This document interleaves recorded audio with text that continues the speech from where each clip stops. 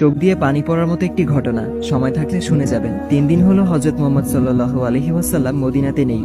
কেউ জানে না নবীজি কোথায়। ওমর ফারুক রাদিয়াল্লাহু আনহু মুক্ত তরবারি হাতে ঘোষণা দিলেন, যদি নবীজির কোনো কিছু হয় তবে আমি ওমর বলছি, মক্কার একটা মুনাফিকও আস্ত শরীরে থাকবে না। এদিকে আবু বকর রাদিয়াল্লাহু আনহু বললেন, থাম ভাই, চল নবীজির তালাশ করি।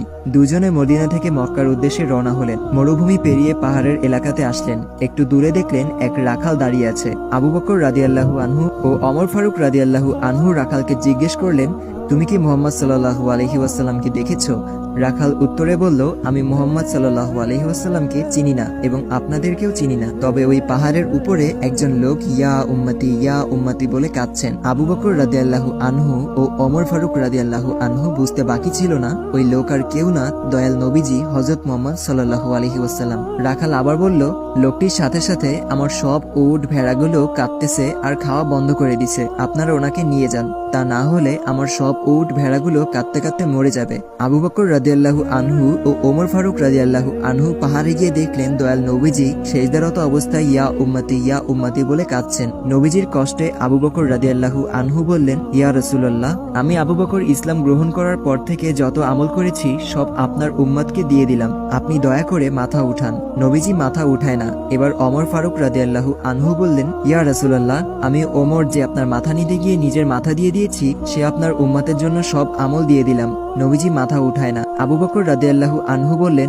ওমর কাজ হবে না, রাসূলুল্লাহকে একমাত্র ফাতেমা শান্ত করতে পারবে। তারা দুইজনে মদিনার দিকে ছুটছেন। পথে হযরত আলী রাদিয়াল্লাহু আনহু এর সাথে দেখা। আবু বকর ও ওমর রাদিয়াল্লাহু আনহু বললেন, সামনে গিয়ে লাভ নেই, রাসূলুল্লাহকে শান্ত করতে ফাতিমাকে লাগবে। এবার তিনজনে ফাতিমার বাড়ির সামনে আসলেন। আলী রাদিয়াল্লাহু আনহু ফাতিমাকে ডাক দিলেন। ফাতিমা বাইরে এসে স্বামীর চেহারা দেখে বললেন, আপনাকে এমন দেখাচ্ছে কেন?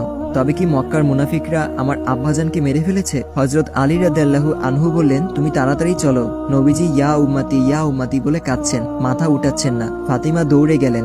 নবীজির কাছে গিয়ে বলছেন, আব্বাজান, আপনি সফরে যাবার আগে এবং সফর থেকে ফিরে প্রথমে আমাকে দেখতেন, আমার সাথে কথা বলতেন, কিন্তু আজ 3 দিন হলো আপনার কোনো খোঁজ নেই, আপনি কি আমাকে ভুলে গেছেন? নবীজি তাও মাথা উঠায় না। ফাতিমা রাদিয়াল্লাহু আনহু বললেন, আব্বাজান, আমি আপনার ফাতিমার সব নেকি আপনার উম্মতকে দিয়ে দিলাম। নবীজি মাথা উঠায় না। নবীজির দুই পাশে হাসান হুসেন দাঁড়িয়ে বলতেছেন, নানাজান উঠেন, নানাজান উঠেন।